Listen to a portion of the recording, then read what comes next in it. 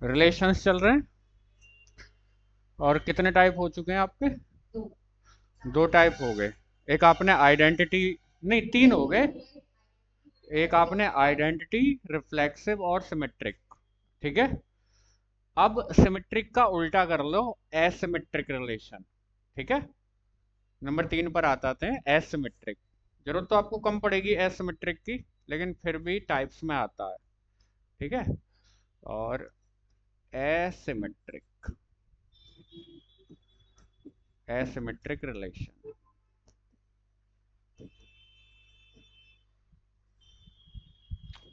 ये सिमेट्रिक का उल्टा होता है, सिमेट्रिक का उल्टा asymmetric.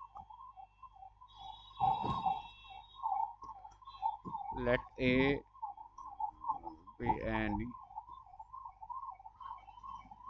non-empty subset of R.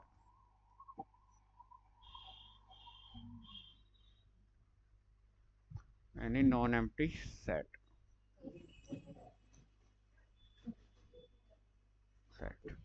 Then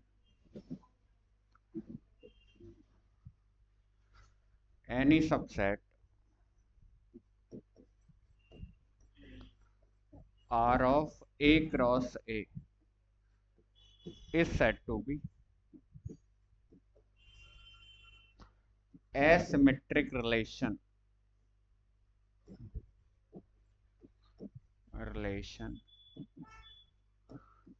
on A if and only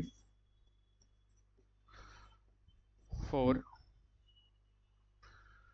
A comma B belongs to R, imply B comma A does not belongs to R. देखने का तरीका क्या रहेगा कि अगर A कोमा B R को बिलोंग कर रहा है तो फिर उसमें उसका उल्टा यानी B कोमा A नहीं होना चाहिए। कि अगर A रिलेट कर रहा है B को तो B बिल्कुल रिलेट ना करे A को। आगे बात समझ में? तो ऐसा रिलेशन आपका क्या कहलाएगा? एसिमेट्रिक। सिमेट्रिक का उल्टा होता है। ठीक है। एग्जाम्पल उठा लेते हैं तुरंत। ये तब है कि अगर A कोमा B बिलोंग कर रहा है R को तो इसका उल्टा बिल्कुल भी बिलोंग नहीं करना चाहिए। एग्जाम्पल के तौर पर उठा लो, क्योंकि हम हर रिलेशन का एक एग्जाम्पल कंसीडर कर रहे हैं।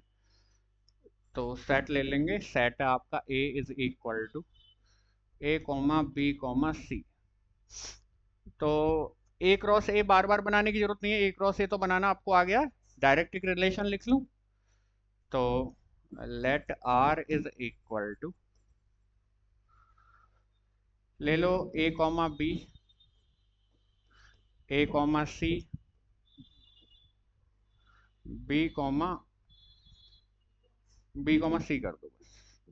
बस इतना ही रहने दो। ठीक है। तो A क्रॉस A का सबसेट है, किसका सबसेट है? A क्रॉस A का। तो पक्का बात पता चल गई कि क्या है? पहले तो रिलेशन है। क्या है? रिलेशन है।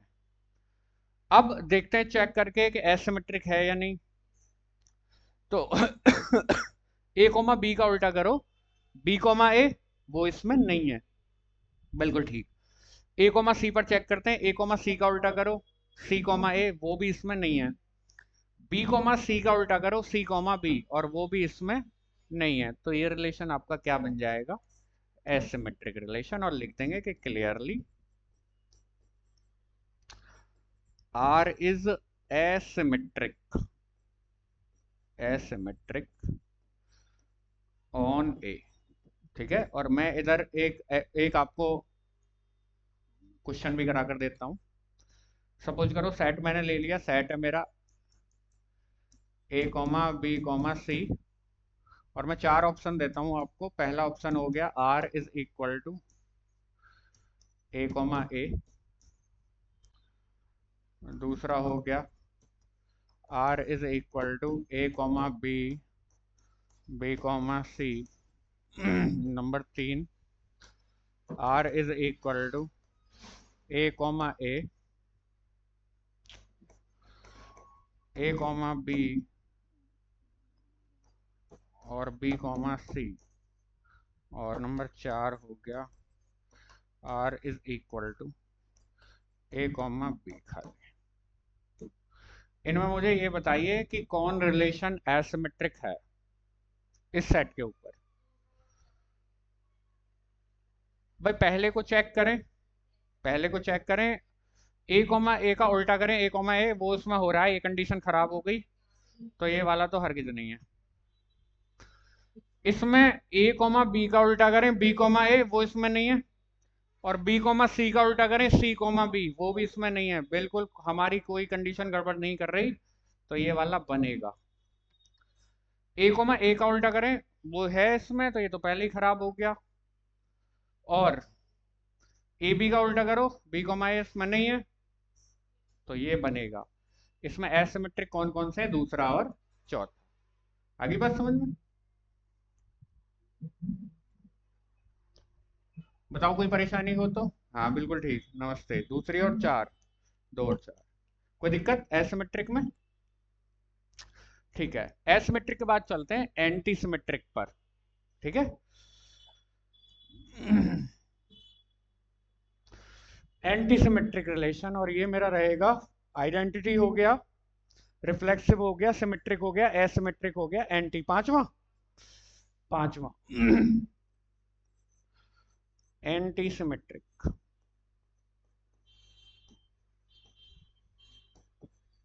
Anti symmetric relation,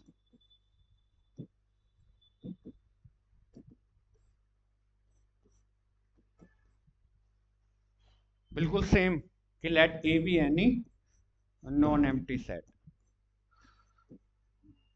any non empty set,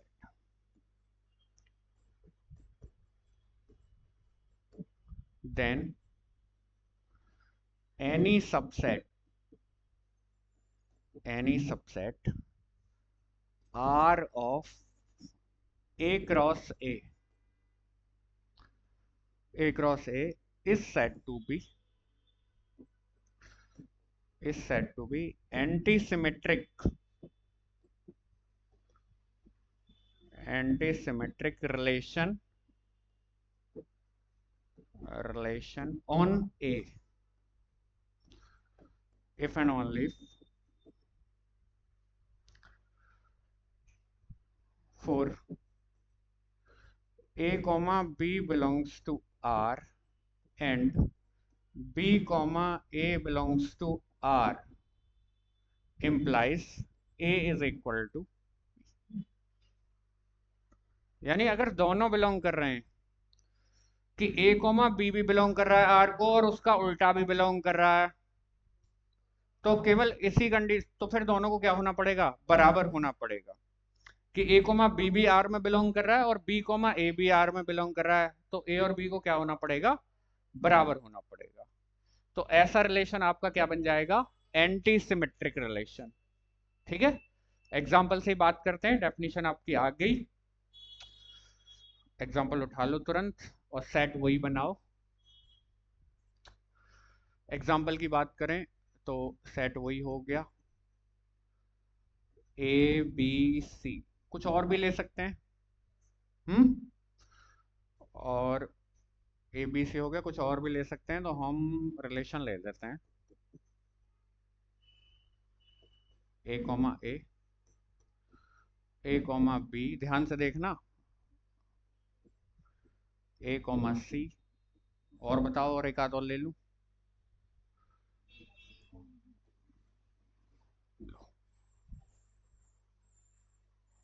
ले लिया, ए क्रॉस ए का सबसेट हो तो सीधी सी बात है, रिलेशन तो बनेगा ही बनेगा, लेकिन चेक कैसे करना ये देखना। पहले ये देखो,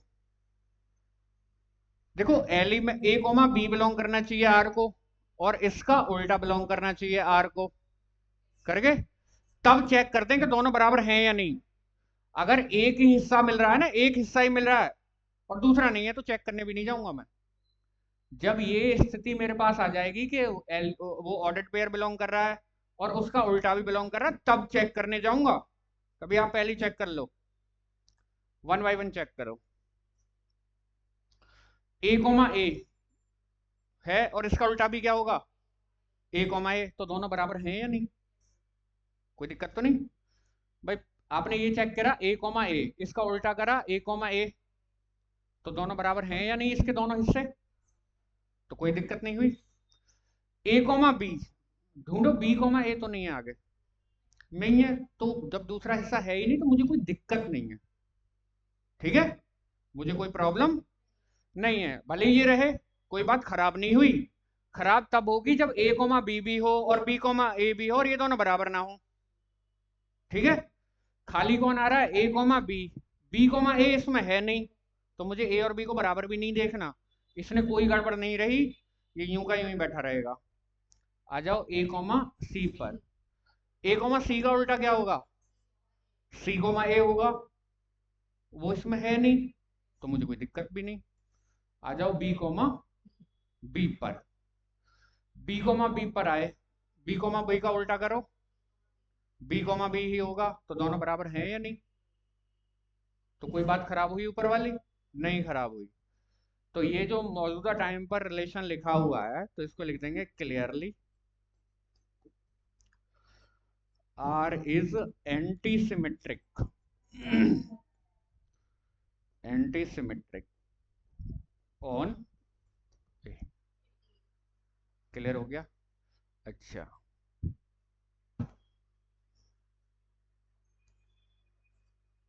अभी मैं क्या करता हूँ, सेम सेट ही लिखता हूँ उधर, एग्जाम्पल के तौर पर सेम सेट, ये आप अपनी कॉपी में लिखना चाहो लिखो और ना लिखना चाहो कोई दिक्कत नहीं, ये केवल समझाने के लिए आता है इधर का पार्ट। तो सेट वही सेम रहेगा, A is equal to A B C, और रिलेशन मैंने उसी को लिख रहा हूं लगभग, A comma A comma B, A comma C और बी कॉमा बी, और एक एलिमेंट और बढ़ा दिया मैंने बी कॉमा ए। जरा चेक करना होगा या नहीं, एंटीसिमेट्रिक होगा या नहीं। भाई इसको कोई दिक्कत नहीं हुई, ए कॉमा ए का उल्टा ए कॉमा ए है, वो इस और दोनों बराबर हो गए। फिर ए कॉमा बी और इसका उल्टा बी कॉमा ए, ये रहा, लेकिन ए बी के बराबर नहीं है, क्यों नहीं है ये बात मुझे कहां से पता चली, अगर ए बी के बराबर होता तो ये ऐसे नहीं लिखे हुए होते, सेट में एलिमेंट डिस्टिंक्ट होते हैं, यानी ए बिल्कुल भी बराबर नहीं है बी के। अब इसमें ए कोमा बी भी बिलोंग कर रहा है, बी कोमा ए भी बिलोंग कर रहा है, लेकिन ए बी के बराबर नहीं है, तो बात खराब हो गई, ये खराब हो गया, तो इसलिए ये वाला रिलेशन आपका बिल्कुल भी नहीं है एंटीसिमेट्रिक। आया समझ में, क्यों जी।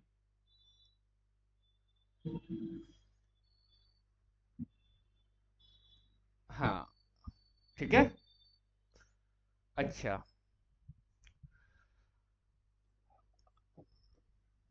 अगर ए कोमा ए भी बिलोंग कर रहा है, बी कोमा बी भी बिलोंग कर रहा है, कैसा हो जाएगा, है बिल्कुल है, ए कोमा ए का उल्टा ए कोमा ए दोनों बराबर, बी कोमा बी का उल्टा बी कोमा बी दोनों बराबर है। अब खूब आराम से सोचकर, अब है, सोचा ही नहीं आपने, क्यों नहीं है,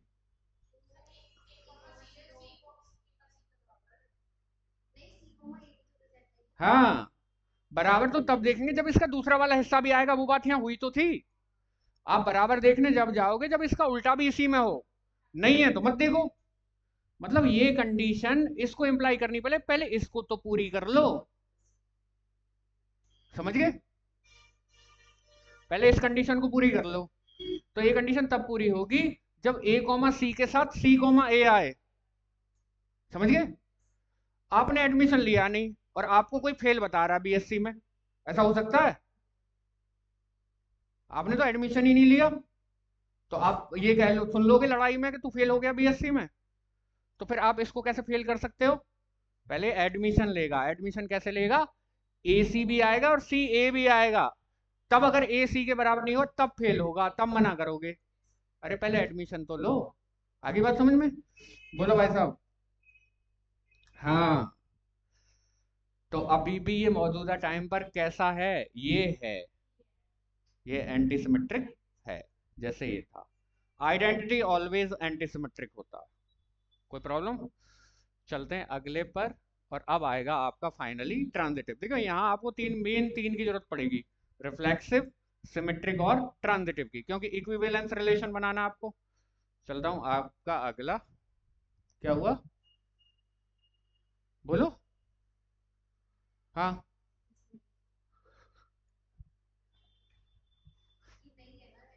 ये है। हम्म।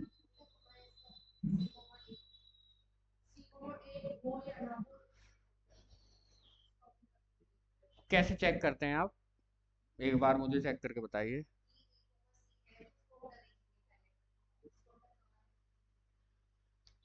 जब दोनों मौजूद हों तब दोनों को बराबर देखने जाते हैं। अब दोनों है ही नहीं, एक टांग का है। जब दोनों हो तब चेक करने जाते हैं कि बराबर है या नहीं। अगर बराबर है तो कोई दिक्कत नहीं है, और नहीं है तो मना कर देते हैं। अब जब दूसरा टुकड़ा है ही नहीं, एडमिशन ही नहीं हुआ, तो फेल बता दोगे आप बीएससी में? ठीक है, पहले खरा उतरना चाहिए ना। है, पुलिस वाला तभी तो बनेगा जब इंसान हो। तो पहले कंडीशन पूरी कीजिए कि ए कोमा सी के साथ अगर यहाँ सी कोमा ए भी होता तब बताता मैं कि दोनों बराबर नहीं है। जब आधा ही है तो फिर कंडीशन भी आधी रहेगी, ये पहली वाली पूरी नहीं हो पाई। ये कंडीशन पहले पूरी कीजिए तब इसको चेक करने जाइए। ठीक है, किसी को कोई डाउट तो नहीं भैया? जल्दी बोलो, किसी को डाउट हो तो। ठीक है, चलते हैं आगे। अब आगे भी रिलेशंस आपके पास बुक्स होंगी, जो छोटी क्लासेस की बुक हैं, वहां पे मल्टीपल चॉइस क्वेश्चंस हैं रिलेशंस के ऊपर, उनको उठाकर सॉल्व कर डालिए। ठीक है, इसलिए करा जा रहा है ये पार्ट। और आ जाइए आप अपने ट्रांजिटिव रिलेशन। ये हो जाएगा identity, reflexive, symmetric, asymmetric, anti symmetric, और छठा हो जाएगा transitive relation. Transitive relation,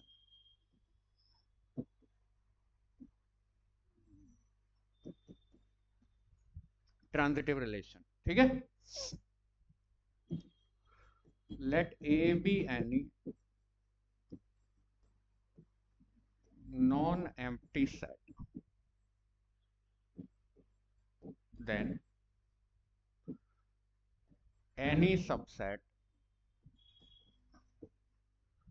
any subset R of A cross A is said to be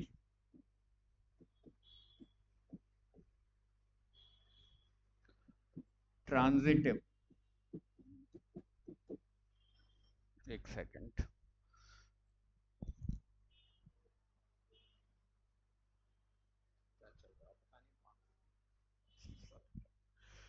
हाँ, कौन सा relation? Transitive relation on A if and only for A comma B belongs to R and उसी time पर B comma C belongs to R imply A comma C belongs to R। ठीक है, अगर A B belong कर रहा है are को, और फिर चेक करना है बी सी भी बिलोंग कर रहा है आर को, तो फिर ए सी भी बिलोंग करना चाहिए आर को। यानी अगर ए रिलेट कर रहा है बी को और बी रिलेट कर रहा है सी को, तो फिर ए को भी रिलेट करना चाहिए सी से। अगर ए सी से रिलेट कर रहा है और किसी के भी लिए कोई दिक्कत हुई नहीं, तो ट्रांजिटिव। और अगर एक जगह भी दिक्कत हो गई तो वहीं गड़बड़ हो जाएगी। चलते हैं आगे। तो आप एग्जाम्पल के तौर पर उठा लीजिए फिर से, और एग्जाम्पल उठा लेते हैं। तो ए अब की बार मैं कुछ छोटा सा ही ले रहा हूं, ले लो चलो बड़ा सा। ठीक है, और आप आर बना लो। आर अब की बार A comma A comma B, A comma B, A comma C, B comma A, B comma B, B comma C comma A, C comma B, और सी कॉमा सी, पूरे के पूरे 9 एलिमेंट मैंने ले लिए इस बार चेक करने के लिए, ठीक है। और वन बाई वन चेक करूंगा मैं, और आप लोग ध्यान से देखेंगे कैसे चेक करूंगा। देखो यहाँ भी वही मैटर है कि अगर अकेला मिल रहा है तो कोई प्रॉब्लम नहीं है, दोनों जब मिले तब चेक करने जाओ, समझ गए। बीएससी में एडमिशन दिलवाओ, तब उसको पास फेल कहना आप, भले वो एग्जाम ना दे, ठीक है। ऐसे ही गांव में कोई बच्चा घूम रहा है, कह दिया तू तो फेल है बीएससी में, अरे उसको पहले कॉलेज तो भेजो। ए कॉमा ए का उल्टा क्या होगा? उल्टा नहीं, उल्टा नहीं देखना, सॉरी गलत बोल गया। ए कॉमा ए ले लो, एक तरफ से देखना सीखना। अब ये देखो इसमें दूसरा क्या है, ए, तो किसका किसका पहला ए है, उनको मार्क कर लो, इसका, इसका। तो ऐसे लिख लो इनको, एक तो लिखा जाएगा यहाँ ए कॉमा बी, और एक लिखा जाएगा ए कॉमा सी। बनाऊं अब? यहां से जो एलिमेंट तैयार होगा इसका, इनको छोड़ देते हैं, यहां से तैयार होगा ए कॉमा बी, और यहां से तैयार होगा ए कॉमा सी। तो पहले चेक करो ए कॉमा बी इसमें है या नहीं है। अब चेक करो ए कॉमा सी इसमें है या नहीं है। तो पहले वाले के लिए चेक हो गया, आई बात समझ में? चेक करने का तरीका आ रहा है। अब दोबारा देखना, इसीलिए सारे लिखे, सारे चेक करूंगा मैं। अब मैंने लिया ए कॉमा बी, इस पर चेक करने आ गया, ए कॉमा बी। अब ये देखो किसका, अच्छा एक और आ सकता था यहाँ, ए कॉमा ए में, अभी इसके ऊपर ही बात कर लूं, एक और आ सकता था, वैसे यही आता, तो इससे ए कॉमा ए ही बनता, चलो इसको रहने दो। उसके अलावा भी चेक करके देख सकते हैं, ठीक आएगा। ए कॉमा बी पर जरा गौर फरमाना। आप उनको लिख लो जिनका पहला बी है, क्योंकि इसका दूसरा बी है, जिनका पहला बी है। तो कौन कौन आएंगे? एक तो बी कॉमा ए आएगा, एक आएगा बी कॉमा बी, और एक कौन आएगा? बी कॉमा सी। एलिमेंट तैयार करो, यहां से कौन सा बनेगा? ए कॉमा ए, वो इसमें है। यहां, यहां से क्या बनेगा? ए कॉमा, वो इसमें है। और यहां से क्या बनेगा? ए कॉमा सी, वो इसमें है, ठीक है। तो पास हुआ, इसमें भी कोई दिक्कत नहीं हुई। अब इसको देखना, अगर इसमें भी समझ में नहीं आया हो, इस पर बनाकर देखते हैं, ए कॉमा सी, इसका दूसरा क्या है? सी है। तो ढूंढो किस किस का पहला सी है, लिख लो यहां उन्हें, सी comma A, C comma B, C comma सी। अब इसका दूसरा और इनका पहला मैच कर गया, मोबाइल बंद रखो।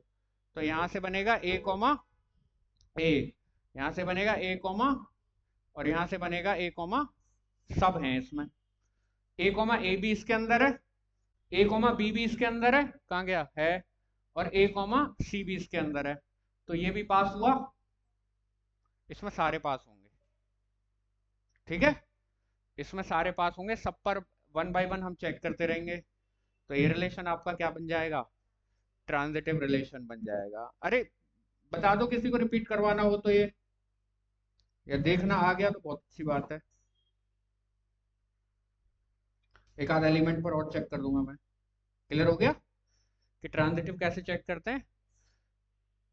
चलो एक आर्बिट्ररी लेकर चेक कर लेते हैं आगे कोई। आपको तो वन बाय वन सब पर चेक करना है, ठीक है। अब आप उठाओ, बताओ किसके लिए चेक कर लूं? किस, B comma, B comma C के लिए चेक कर लो। बी कोमा सी, किसका पहला सी है, उनको लिख लो, सी कोमा ए, C comma B, C comma C. इससे बी कोमा ए बनेगा, वो इसमें है, बी कोमा बी बनेगा, वो इसमें है, और बी कोमा सी बनेगा, वो भी इसमें है। तो इसके लिए तो सब पास होंगे। तो अब मैं इनको हटा देता हूं, ये आप रिकॉर्डिंग में भी दोबारा देख सकते हैं, और यूट्यूब पर भी जाकर देख सकते हैं, समझ गए? हाँ, बार बार पॉज कर करके, पीछे कर करके बार बार समझिए कि क्या बताया जा रहा है, ठीक है जी। तो हम लिख देंगे कि clearly, clearly R is transitive on A पर कैसा हो जाएगा, ट्रांजिटिव हो जाएगा।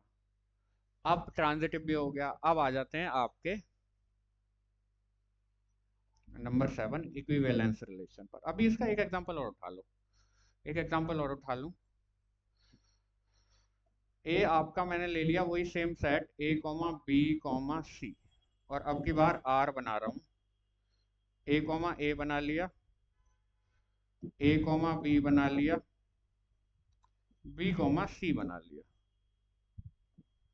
अब आप चेक करके बताइए, सभी लोग बताएंगे कि क्या ये ट्रांजिटिव है या नहीं। वन बाय वन चेक करके बताओ, अपनी कॉपी लेकर वन बाय वन चेक करके आराम से, कोई भगदड़ नहीं है। क्या ट्रांजिटिव है?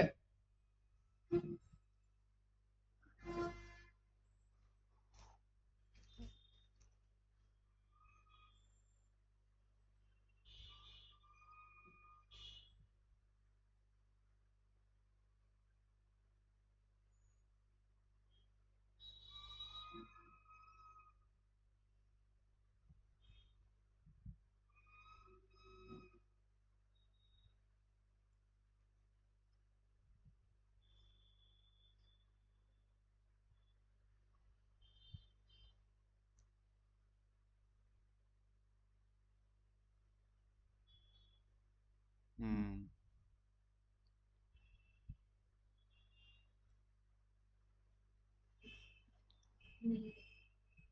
चलिए देख लेते हैं। जो नहीं नो कह रहे हैं बहुत सही कह रहे हैं। अभी पहले हम तो यहीं से शुरू करेंगे। ए कोमा ए, किसका पहला ए, यहां ध्यान दो, किसका पहला ए कोमा ए कोमा यहां से बनेगा ए कोमा बी, और ए कोमा बी इसमें है, कोई दिक्कत नहीं। आ जाओ इस पर चेक करने। ए कोमा बी किसका पहला बी है, ये तो ए कोमा सी, और ए कोमा सी इसमें नहीं है, तो ये बात खराब हो गई यहां वाली। तो clearly R is not transitive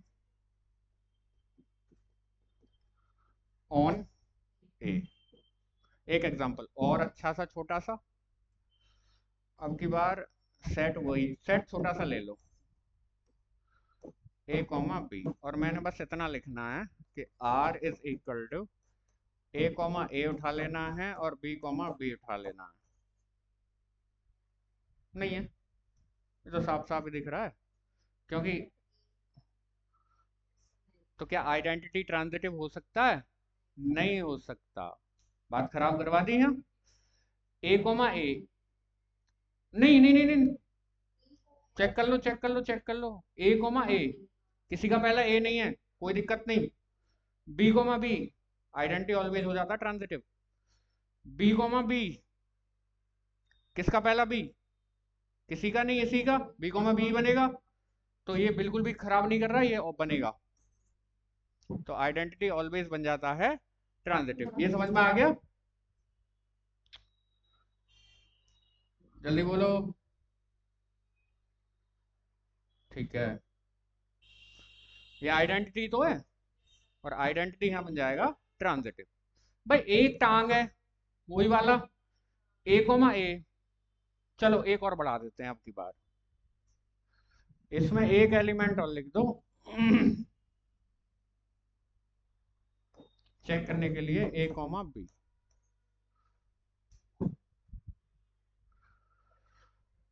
A coma ए और ए कोमा बी यहां से बनेगा ए कोमा बी, वो इसमें है। बी कोमा बी, लेकिन इसके अलावा किसी और में पहला बी नहीं है, बी कोमा बी ही रहेगा, ये तो अकेला ही रहेगा।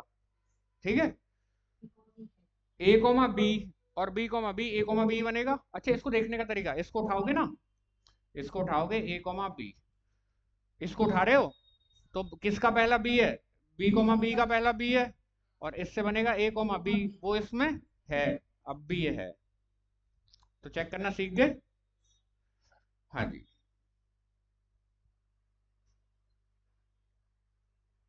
सेकंड कंडीशन कौन सी, किसकी बात कर रहे हो? सेकंड कंडीशन किसकी, सेकंड कंडीशन की बात कर रहे हो? अच्छा इसकी, अच्छा हाँ ये दोनों होनी चाहिए तब चेक करने जाएंगे। ठीक है, बढ़ते हैं आगे। आपके रिलेशंस के टाइप्स में अगला आ रहा है इक्विवेलेंस रिलेशन। नंबर 7 पर equivalence relation.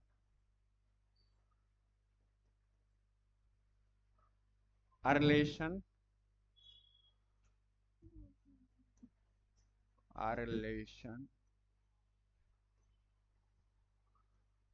on a set, on a set which is reflexive,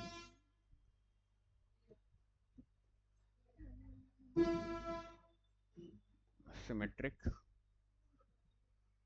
and transitive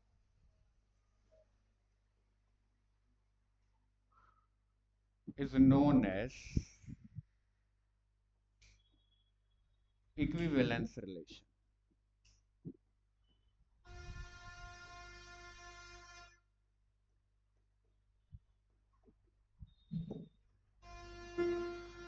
हाँ जी, अगर कोई रिलेशन रिफ्लेक्सिव, सिमेट्रिक और ट्रांजिटिव बन गया तो वो रिलेशन का नाम क्या पड़ जाता है? Equivalence relation. ठीक है, और इसके ऊपर अब एक कहानी शुरू करते हैं। ठीक है, वो बात आगे आएगी आपको क्लास इक्वेशन वगैरह में। ठीक है, अगर किसी सेट पर कोई रिलेशन इक्विवेलेंस रिलेशन बन गया, ठीक है, तो वो सेट के पार्टीशंस कर देता है। सेट के क्या कर देता है? पार्टीशंस। सेट को इक्विवेलेंस क्लासेस में तोड़ देता है, अलग अलग क्लासेस में तोड़ देता है। ठीक है, और वो क्लासेस आपकी म्यूचुअली डिसजॉइंट होती हैं, यानी उनमें कोई भी कॉमन एलिमेंट नहीं होता। अगर एक भी एलिमेंट कॉमन दिख गया तो दोनों क्लास बराबर हो जाती हैं। ठीक है, तो अगर किसी सेट पर कोई रिलेशन इक्विवेलेंस रिलेशन बन गया तो वो सेट के क्या कर देता है? पार्टीशन। ये बात आप ध्यान रखना, आगे तक काम आएगी आपको ग्रुप में भी। दोबारा से रिपीट करें, अगर किसी सेट पर कोई रिलेशन इक्विवेलेंस रिलेशन बन रहा है तो वो सेट के क्या कर देगा? पार्टीशंस कर देगा। ठीक है, यानी अलग अलग म्यूचुअली डिसजॉइंट इक्विवेलेंस क्लासेस में तोड़ देगा। अब इसका मैं आपको यहाँ अभी कोई रिलेशन नहीं बता रहा, बस एक कॉमन चीज है जो आप पढ़कर आए हो ना 12वीं क्लास में या छोटी क्लासेस में, उनके ऊपर ही बात करता हूँ। देखो, जस्ट ऐसे ये लिखना मत, बस जस्ट समझाने के पार्टीशन वगैरह क्या है। आपने ए रिलेट करवाया बी से कि सपोज करो सेट क्या है मेरा? सेट मेरा एक गांव है। ठीक है, मैं क्या ले लेता हूँ सेट के रूप में? एक गांव को ले लेता हूँ। गांव जानते हो? विलेज। गांव में लोग रहते हैं। क्लियर होगी बात? ठीक है, सेट क्या हो गया? मेरा गांव हो गया, ये रहा मेरा गांव। मैं बताऊंगा क्यों पार्टीशन करवा देता है। और मैंने इस सेट से गांव को डिनोट कर लो आप जी से। जी से दो एलिमेंट आपके रिलेट कर रहे हैं। कैसे? कि A is related to B if and only A is a brother of B. A B का क्या है? भाई। तो यहाँ भाईवाद क्या हो गया? रिलेशन हो गया। ठीक है, अगर मुझे गांव में एलिमेंट का मतलब है गांव से दो बच्चे उठा लिए, उनके बीच में रिलेशन कैसे निकाला जा रहा है? कि ए बी को रिलेट कर रहा है। कब? जब ए बी का भाई हो। क्लियर होगी बात? तो पहले तीनों रिलेशन के बीच में सोच लेते हैं। हर कोई अपने आप का भाई होता? नहीं होता। जल्दी बताओ। मुझसे कोई पूछे कि सर आप कितने भाई हो, तो मैं क्या कहूंगा? मैं एक भाई हूं। तो हर आदमी अपने आप का भाई होता। ठीक है, हर लड़का अपने आप का भाई है और हर लड़की अपने आप की बहन है। क्लियर होगी बात? हाँ जी, तो रिफ्लेक्सिव हो गया। रिफ्लेक्सिव हो गया, हर कोई अपने आप से रिलेट कर रहा है, तो रिफ्लेक्सिव भी हो गया।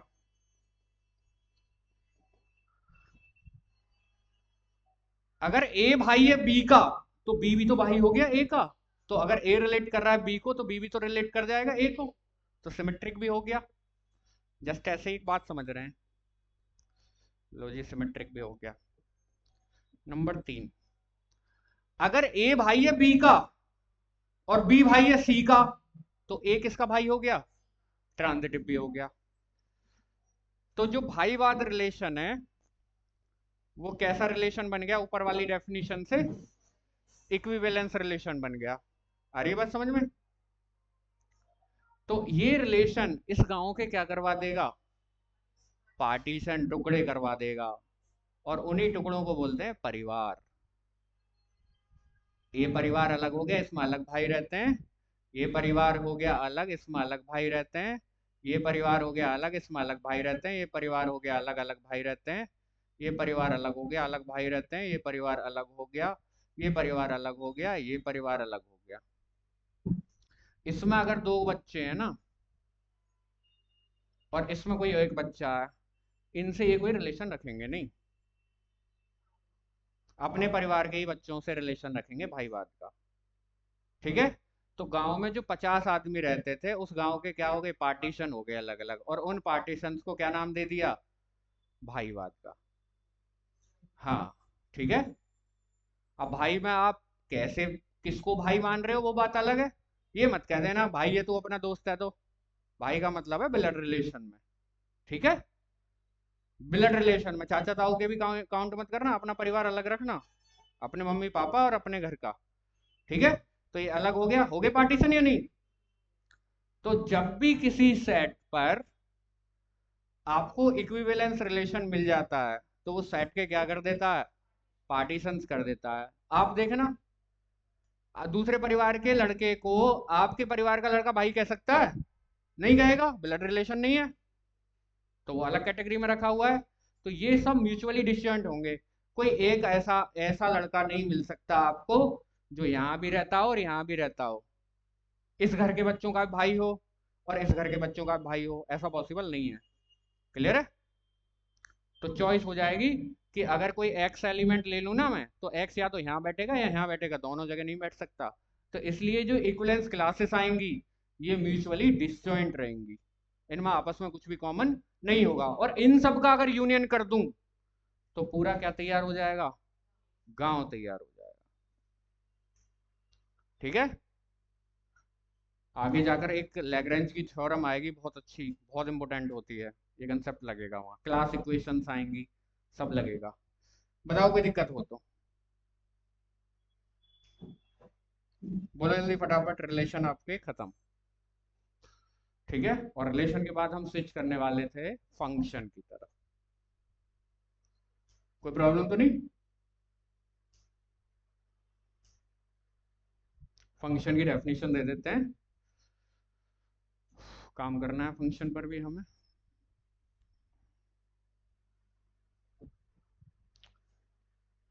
Function,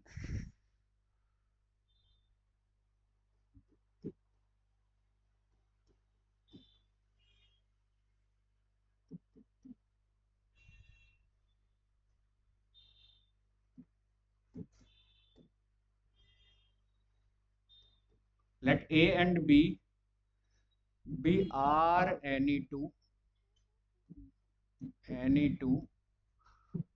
non-empty sets,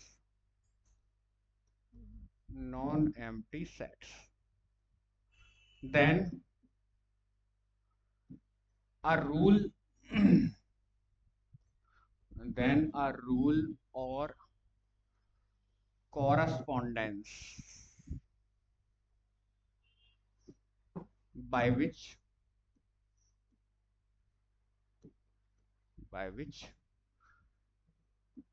each element of A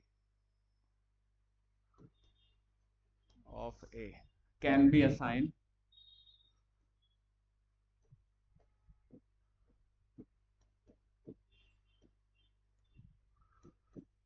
to a unique element of B. Unique element of B is called a function, is called a function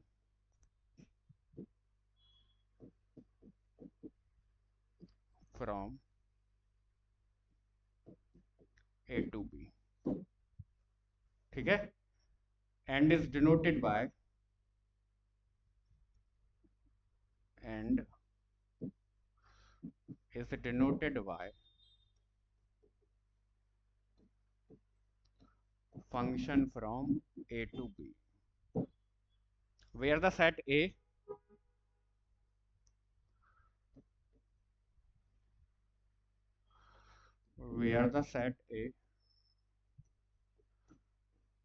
is known as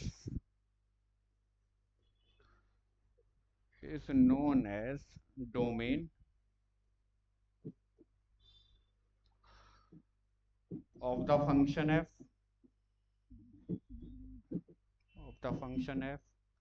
while the set B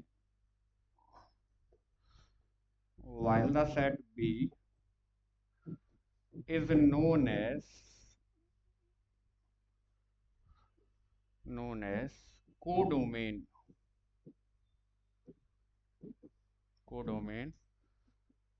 of the function f। ये function की proper definition. आपको कुछ नहीं सोचना, जैसे set की एक definition दे दिया ना, बिल्कुल सेम एक फंक्शन की डेफिनेशन याद कर लो, क्योंकि ये दो मेजर चीजें हैं, ठीक है, आपका सेट और आपका फंक्शन। अगर आपको डेफिनेशन नहीं आती फिर आप मैथ के स्टूडेंट नहीं हो। कह रहा है, पहले पढ़ लेता हूं एक बार, कि let A and B are any two कैसे सेट्स। मोस्ट इंपोर्टेंट चीज है, अगर आपने ये नहीं लिखा तो आपकी फंक्शन की डेफिनेशन खराब हो जाएगी। अगर आप सेट को डिफाइन करने जा रहे हो तो ए और बी को आपको क्या रखना पड़ेगा, नॉन एम्प्टी। अगर आपने यहाँ सेट खाली सेट लिख दिया तो तुरंत कट जाएगी डेफिनेशन, तुरंत बेकार है वो। तो दोनों सेट्स को क्या रखना पड़ेगा, नॉन एम्प्टी। क्लियर होगी बात?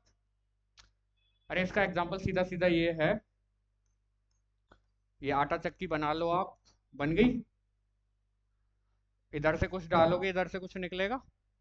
जब डालने के लिए ही कुछ नहीं होगा, ये एम्प्टी है, तो फंक्शन का क्या अर्थ है। और अगर इस अर्थ से आटा डालते जा रहे हो, इधर से कुछ भी नहीं निकल रहा, तो भी कोई अर्थ नहीं है, इनपुट का आउटपुट ऑलवेज मिलेगा, ठीक है। खैर, दोनों सेट्स को आपको क्या रखना है, नॉन एम्प्टी। कि let A and B are any two non empty set, then a rule, rule का मतलब है कोई ऐसा नियम बना दो या कोई ऐसा तरीका सोच लो, या कॉरस्पॉन्डेंस। कॉरस्पॉन्डेंस का मतलब है कुछ चीजों से कुछ चीजों को मिलाना, लाइनें खींचना, ठीक है। देन अ रूल और कॉरस्पॉन्डेंस बाय विच, जिसके द्वारा ईच एलिमेंट ऑफ ए, यानी ए का प्रत्येक element, each element of A can be assign to a unique element of B. A का प्रत्येक एलिमेंट किससे जुड़ जाए, बी के यूनिक एलिमेंट से। ए का प्रत्येक एलिमेंट किससे जुड़े, बी के यूनिक एलिमेंट से। तो ऐसा जो तरीका है ना, उस तरीके को ही क्या बोल देते हैं, फंक्शन बोल देते हैं। कहां से कहां तक, ए से बी तक। और इसको डिनोट करते हैं function from A to B. ये तो बोलता आ रहा हूं बहुत दिन से। जहां ए को क्या बोलते हो, डोमेन ऑफ द फंक्शन, और बी को क्या बोलते हो, कोडोमेन। अब इन सब बातों पर बात कर लूं। नॉन एम्प्टी के ऊपर तो मैंने बात कर ली, कि जिसमें से लेना है ए में से एलिमेंट, वो नॉन एम्प्टी होना चाहिए, और आउटकम भी आएगा तो बी भी कैसा रहेगा, नॉन एम्प्टी। क्लियर हो रही है बात? अच्छा, अब बात करने लग गया each element of A. Suppose करो, मैं नीचे कुछ बनाकर दिखाता हूं, कुछ खींचकर बताता हूं। मैंने ये ले लिया ए सेट, और ये मेरे पास हो गया बी सेट, और एफ ये रहा फंक्शन, ठीक है।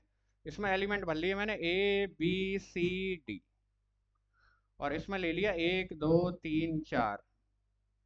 जरूरी नहीं आप बराबर लो, कम ज्यादा ले सकते हो, ठीक है। अब मैंने क्या काम किया, इसको इससे मिला दिया, इसको इससे मिला दिया, इसको इससे मिला दिया, और मिलाना भूल गया, फिर यहीं छोड़ दिया। अब मैं आपसे पूछूंगा कि क्या फंक्शन है, आप मना कर दोगे कि फंक्शन क्यों नहीं है, क्योंकि आपने ए के प्रत्येक एलिमेंट को नहीं लिया। तो मौजूदा टाइम पर ये फंक्शन नहीं है, मौजूदा टाइम पर ये फंक्शन नहीं है। अगर आप डी को और मिला दो, अब ये फंक्शन है। क्लियर हुई बात? तो इसका कोई भी एलिमेंट मैपिंग में भाग लेने से नहीं छूटना चाहिए। अगर इधर का कोई एलिमेंट छूट गया तो फिर जो मौजूदा टाइम पर लिखा हुआ है वो फंक्शन नहीं है। तो ईच वाली बात क्लियर हुई कि इसका प्रत्येक एलिमेंट मैपिंग में भाग लेना चाहिए। अच्छा, एक चीज, मौजूदा टाइम पर फंक्शन है नहीं है?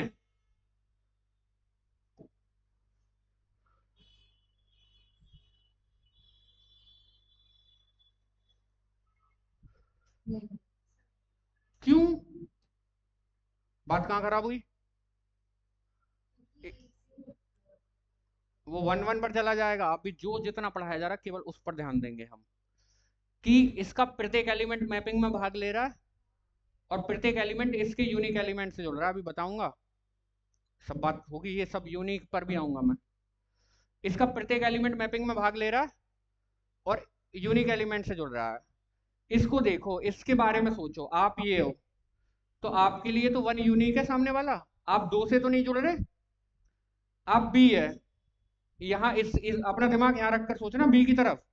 आप बी हो तो आप 1 से ही तो जुड़ रहे हो। आप कौन हो? सी। आप 3 से ही तो जुड़ रहे हो। 3 भले ही 2 से जुड़ रहा है, उधर से सो सोचना, इधर से सोचना है। आप डी हो, आप कितने लोगों से जुड़ रहे हो? बस 1 से, तो यूनिक वर्ड वेरीफाई हो रहा है। तो ये भले ही छूट जाओ, इधर का कोई नहीं छूटना चाहिए। तो मौजूदा टाइम पर जो दिखाई दे रहा है ये आपका फंक्शन है। वो ऐसे जुड़ना, ये छूट गया तो ऑन टू नहीं है, वो बात बाद में होगी 1 1 ऑन टू की, लेकिन फिलहाल फंक्शन है। ठीक है? अब मैं फिर से गया इधर, 1 2 3 4। अच्छा, इधर ए बी सी डी ले लो, चलो ए बी सी और डी, 1 2 3 4।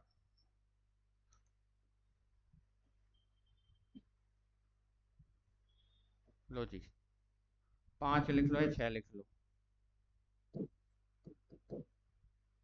अब आप बताइए फंक्शन है या नहीं?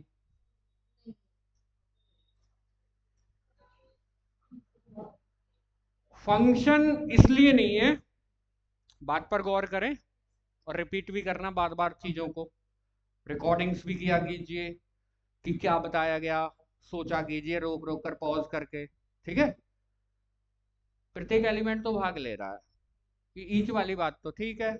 अब ये यूनिक वाली बात चेक कर लेता हूं, क्या ये इसके अकेले एलिमेंट से जुड़ रहा है? नहीं जुड़ रहा, 2 से जुड़ रहा है। इधर से सोचेंगे ना आप, तो आप कौन है? ए हैं आप, तो क्या आप अकेले एलिमेंट से जुड़ रहे हैं, यूनिक एलिमेंट से?